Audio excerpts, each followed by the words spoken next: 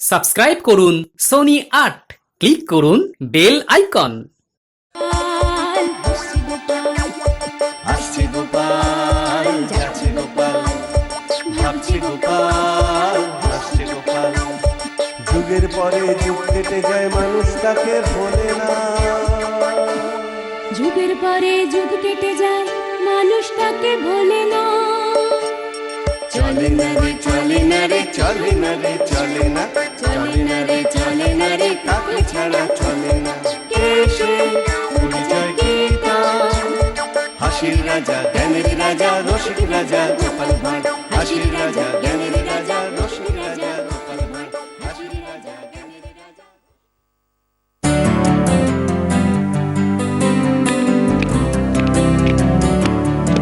মহারাজ, ভিনদেশী এক বণিক আপনার সঙ্গে দেখা করতে এসেছেন। ভিনদেশী বণিক? ঠিক আছে, তাকে নিয়ে এসো। যথা আজ্ঞা। বুঝলেন মহারাজ, ভিনদেশী বণিক যখন তখন নিশ্চয় সাথে করে ভালো ভালো জিনিস নিয়ে এসেছে। মন্ত্রী, তোমার স্বভাব না কিছুতেই পাল্টালো না। সব সময় কেমন একটা ছোঁক ছোকানি ভাব। আসলে মহারাজ, বিনা পয়সায় কিছু পাবার জন্যে আমাদের মন্ত্রী মশাই সব সময় কেমন যেন মুখিয়ে থাকেন। এই তুমি থামাতো।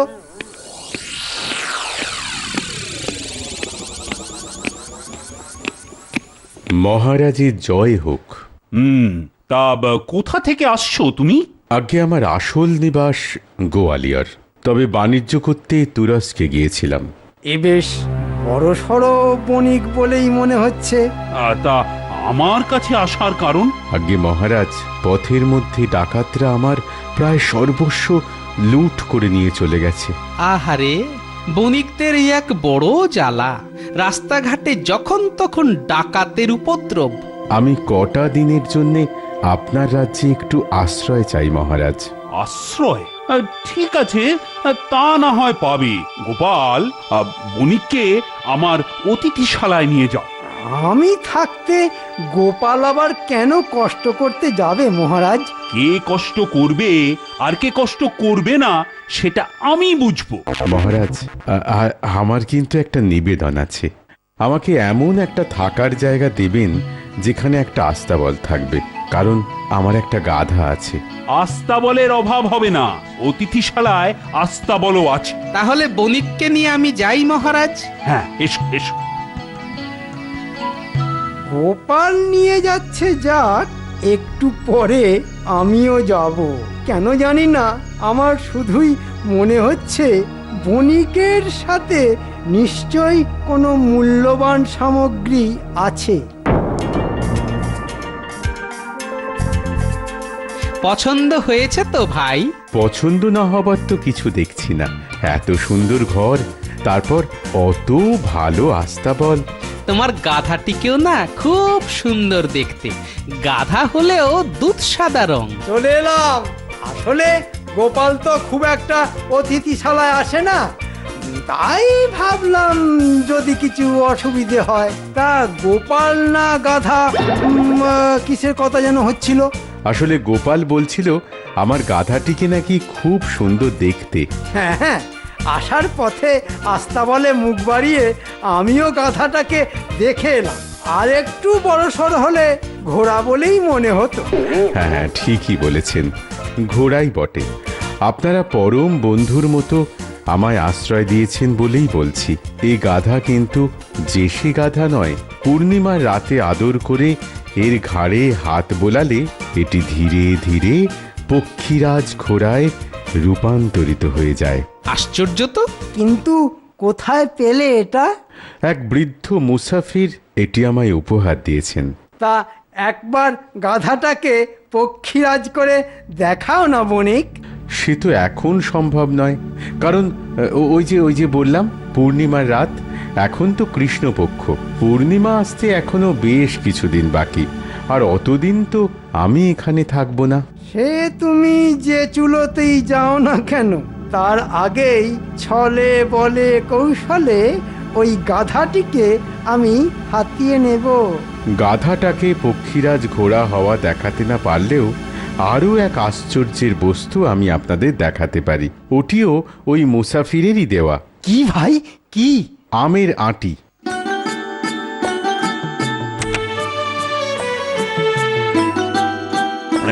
এই যে এই আঁটিটি মাটিতে পুঁতে দিলেই এর থেকে গাছ বেরোবে। দেখতে দেখতে সেই গাছে আমও ফলবে। আসুন আসুন আমার সঙ্গে।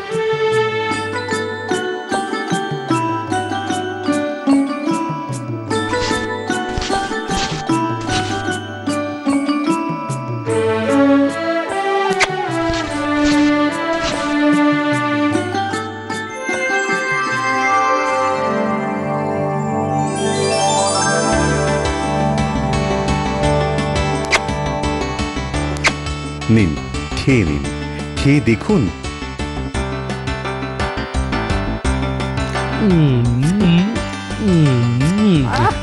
বাহ, অপূর্ব। যেমন মিষ্টি তেমনি গন্ধ। আহা, আম তো খাচ্ছি, তা যে গাছটি আমাদের এমন সুন্দর আম দিল সেই গাছটির এখন কি হবে? দেখুন না কি হয়।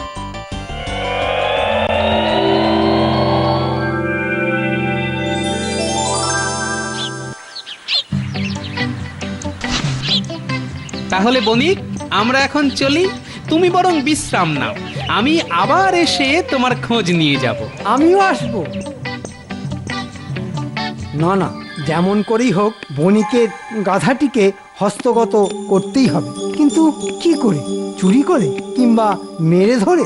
মেরে ধরে তো আর কেড়ে নেওয়া যাবে না।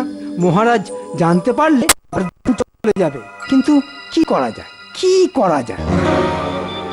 বণিকের গাধার কথা শুনে আর আমের আঁটি দেখে মন্ত্রীমশাইয়ের চোখগুলো যা চকচক করছিল না, কি জানি বাবা, যা লোভীও, কে জানে কখন আবার কি করে বসে। হ্যাঁ, মাথায় এসে গেছে। ওই আমের আঁটি দিয়েই আমার কাজ হাসিল করতে হবে। কিন্তু কখন হাতাবো এই আমের আঁটি? হ্যাঁ, রাতের বেলা বণিক ঘুমিয়ে পড়লে।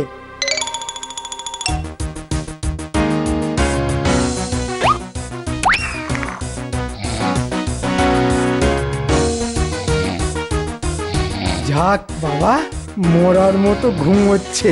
এবার তাহলে আমার কাজ শুরু করি।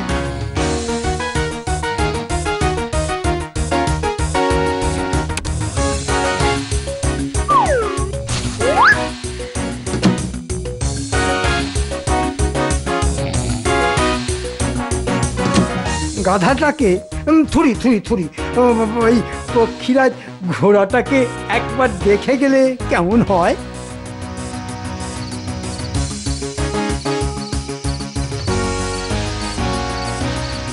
আর একটা দিন, এরপর তোর মালিক হব আমি। আর পূর্ণিমার রাতে তুই যখন পক্ষীরাজ হয়ে যাবি, তখন মহারাজকে খতম করে তার সর্বস্ব হাতিয়ে নিয়ে তোর পিঠে চড়ে আমি ভাগলবা হয়ে যাব। নে, ঘুমো ঘুমো বাবা, এখন ঘুমো।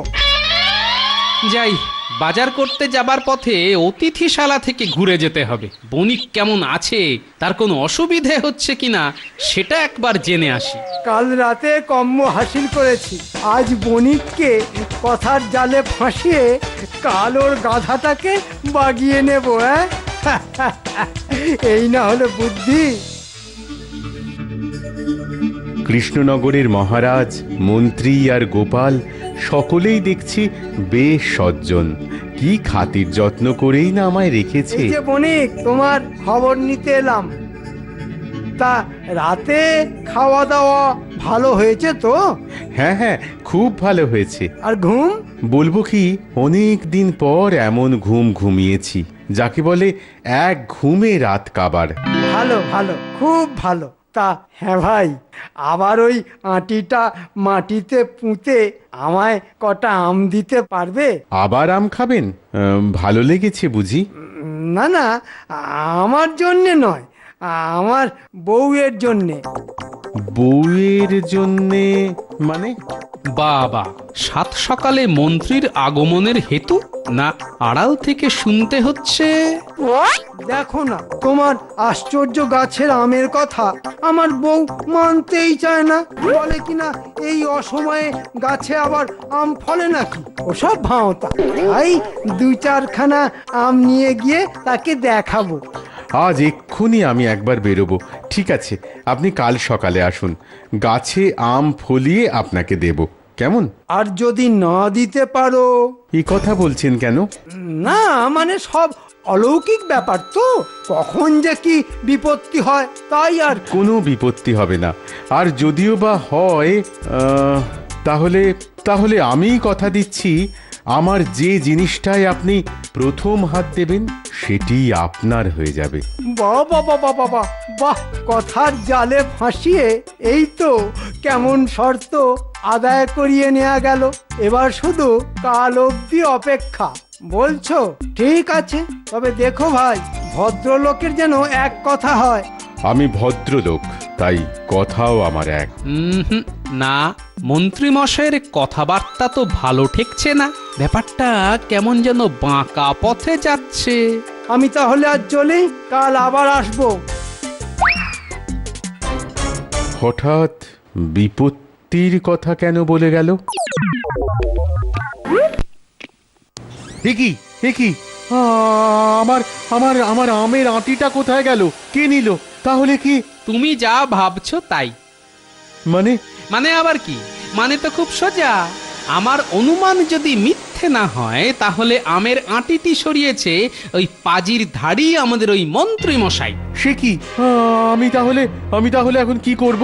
দেখো, হাতে নাতে যখন ধরা পড়েনি, তখন মন্ত্রীকে ধরার কোনো রাস্তাই নেই তোমার কাছে। তুমি বরং তোমার এই গাধাটাকে রক্ষা করার ব্যবস্থা করো। কিন্তু কি করে? মন্ত্রী তো আমাকে দিয়ে শর্ত করিয়ে নিয়ে গেছে। দরজার আড়াল থেকে আমি সব শুনেছি, তাই বলছি, কাল আম দিতে না পারলে ও তোমার গাধাটার ওপরই নজর দেবে। হায় হায় হায় হায় হায়, কি কুক্ষণে আমি এখানে এসেছিলাম! হায় হায় হায়, মুসাফিরের দেওয়া আমের আঁটি গেল, এবার গাধাটাও যে চলে যাবে দেখছি। কিচ্ছু যাবে না, এখন আমি যা বলছি মন দিয়ে শোনো। কি মতলবটা মাথায় গেল? তাই তো, কি বুদ্ধি তোমার, সত্যি। এটাকে বুদ্ধি বলে না, এটাকে বলে শঠে ষাঠ্যং সমাচরেত। সোজা বাংলায় শয়তানের সঙ্গে শয়তানি।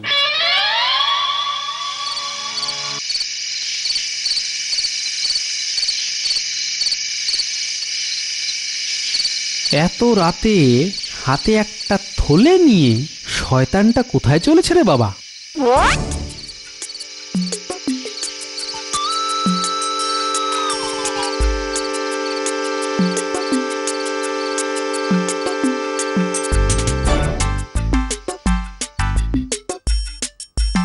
তাহলে কি কোষাগারে? হতে পারে। মহাপুরুষটির তো গুণের আর কোনো খামতি নেই। কাল রাতে বণিকের আমের আঁটি হাওয়া করে দিয়েছে, আজ হয়তো কোষাগারটাই হাপিস করে দেবে।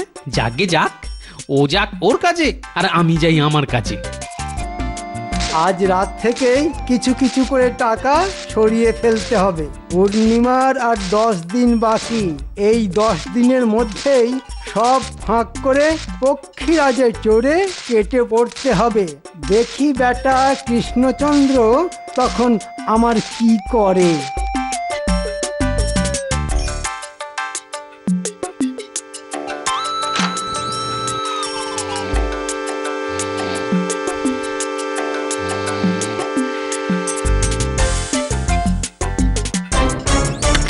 এই তো বণিকের সেই আমের আঁটি।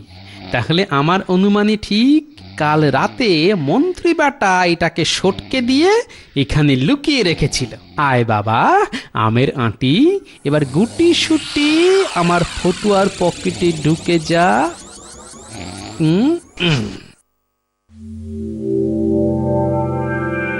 বণিক, আমি এসে গেছি। এবার আমায় ওই আশ্চর্য আম দাও দেখি।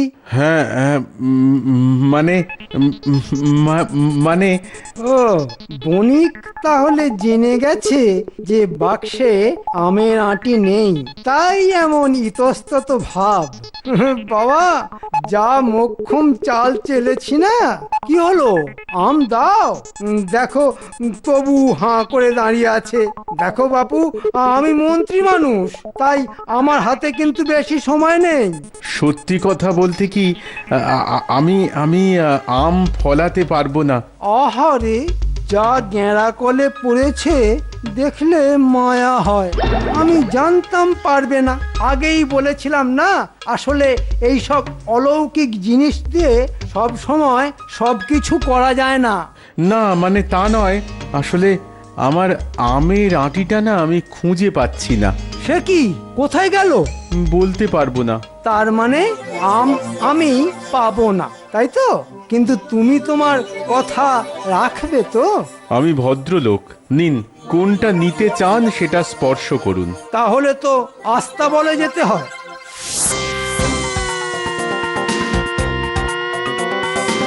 মন্ত্রীর সাথে একটু নাটক করি। এ কি মন্ত্রী মশাই, আপনি আস্তাবলের সামনে এলেন কেন? কেন এলাম বুঝতে পারছো না? তোমার ওই গাধাটি যে আমার চাই। নাটক আর একটু জমিয়ে দিতে হবে। অনুগ্রহ করে ওটি নেবেন না মন্ত্রী মশাই। এখানে এসে আমার আমের আঁটি হারালো, ওই গাধাটাই আমার শেষ সম্বল, তাই দয়া করে ওটাতে হাত দেবেন না। সব নাকে কান্না ছাড়াতা। তুমি না বলেছিলে ভদ্রলোকের এক কথা? হ্যাঁ, এ কি, দরজাটা আবার দড়ি দিয়ে বাঁধলো কে?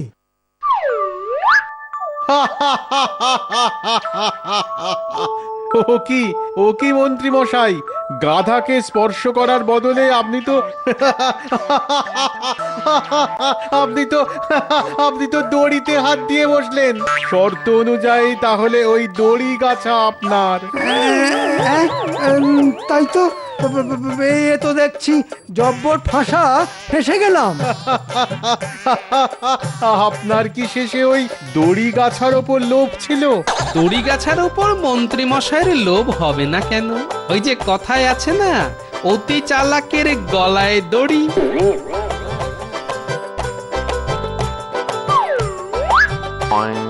নিন মন্ত্রী মশাই, দড়ি নিন।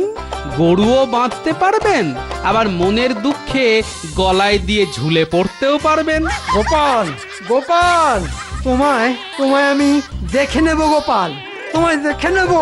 এতদিন দেখেও আশ মেটেনি, আবার দেখতে চান? ইয়ার কি হচ্ছে না? ইয়ার কি? ঠিক আছে, জীবনের শেষের দিনটার জন্য তৈরি থেকো। আমি তো সব সময় সব কিছুর জন্য তৈরি মন্ত্রী মশাই। ঠিক আছে।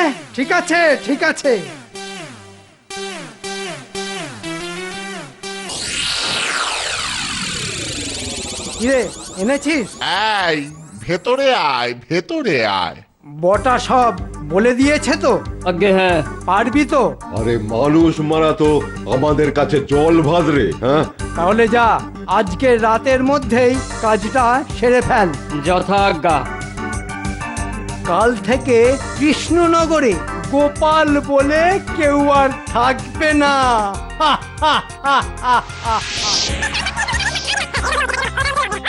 তাহলে বুঝতে পারলি তো কি করতে হবে তোদের? বুঝতে পেরেছি। তুমি কোনো চিন্তা করো না গোপাল দাদু, আজ থেকে আমরা তোমার দেহরক্ষী। কেউ যদি তোমায় মারতে আসে না, তাহলে দেখিয়ে দেবো মজা। আমি যাই তাহলে। তুমি এগিয়ে যাও, আমরা পিছনে আছি। লক্ষ্মী সোনারা আমার।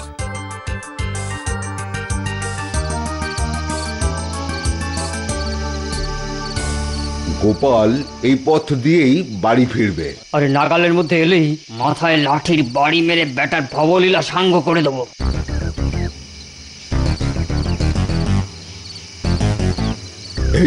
এই চুপ, কেউ যেন আসছে। গোপাল আসছে, তৈরি থাক।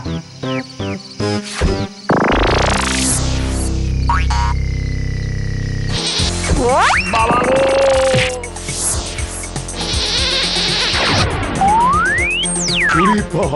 চোখের মনে বুঝি ফেটে গেল রে।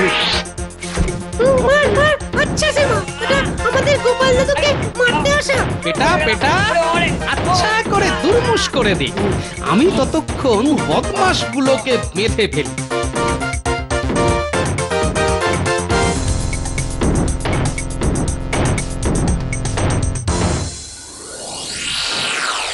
কি ব্যাপার, এতটা বেলা হয়ে গেল, গোপাল এখনো এলো না কেন? সে আর কি করে আসবে? সে তো মনে হয় এতক্ষণে যমরাজের সঙ্গে বসে ফলার করছে। তাড়িয়ে দিন মহারাজ, তাড়িয়ে দিন, ওটাকে তাড়িয়ে দিন। এত কামচোর লোককে বিদেয় করে দেওয়াই ভালো। গোপালকে তাড়িয়ে দেওয়াও যায় না, আবার বিদেয় করাও যায় না। দুষ্টের দমন আর শিষ্টের পালন করতে সে বারবার ফিরে আসে মন্ত্রী মশাই। গোপাল তুমি? হ্যাঁ আমি। আপনার পাঠানো ঘাতকেরা আমার ঘোড়ার ডিম করেছে। এসব কি বলছো গোপাল? ঠিকই বলছি মহারাজ। এই ওদের নিয়ে আয়। এই যে মহারাজ, আমাকে এই দুনিয়া থেকে সরিয়ে দিতে মন্ত্রী মশাই এদেরকেই পাঠিয়েছিলেন। মিথ্যে কথা, সব মিথ্যে, সব মিথ্যে। কিরে তোরা কিছু বল। সত্যি বলছি মহারাজ, গোপালকে খুন করে ফেলতেই মন্ত্রী মশাই আমাদের পাঠিয়েছিলেন। কিন্তু কেন? আমি বলছি মহারাজ, আমি বলছি। আমার সঙ্গে দুটি আশ্চর্য জিনিস আছে, একটি গাধা আর একটি আমের আঁটি। পূর্ণিমার রাতে গাধাটি পক্ষীরাজ ঘোড়া হয়ে যায়, আর আমের আঁটিটি মাটিতে পুঁতলেই গাছ বেরিয়ে আম দেয়। মন্ত্রী মশাইয়ের নজর পড়ল ওই জিনিস দুটির উপর। আমি সেটা আটকে দিয়েছিলাম বলেই আমার ওপর যত রাগ। মন্ত্রী, আবার এইসব অপকর্ম? ভুল হয়ে গেছে, এবারের মতো ক্ষমা করে দিন। ক্ষমা করে দিতে পারেন যদি কদিন আগে রাতের বেলা কোষাগার থেকে যত টাকা সরিয়েছেন সেগুলো মহারাজকে ফিরিয়ে দেন। সে কি মন্ত্রী, কোষাগার থেকেও টাকা সরিয়েছো? ওগুলো আমি ফিরিয়ে দেব মহারাজ। আর আমের আঁটি? ওটা ফিরিয়ে দিতে পারবো না, ওটাকে আমি খুঁজেই পাচ্ছি না। ওটা আছে আমার কাছে। আপনি ওটা করেছিলেন চুরি, আর আমি চুরির উপর বাটপাড়ি। কি মন্ত্রী মশাই, ঠিক বলছি তো? এই নাও ভাই তোমার আমের আঁটি। আমি আজ এই আঁটি থেকে আম ফলিয়ে সকলকে খাওয়াবো। তার আগে হবে মন্ত্রীর ব্যবস্থা। আমরা প্রাণ ভরে আম খাবো, আর সকলের সামনে মন্ত্রী দেবে 100 বার নাকে খত, আর খাবে 100 ঘা চাবুক। এটাই হবে ওর শাস্তি। মহারাজ, ব্যথা, যন্ত্রণা আর অপমানে আমি যে একেবারে মরে যাব মহারাজ, একেবারে মরে যাব। For more updates, subscribe to our channel, click the show links and enjoy watching the videos.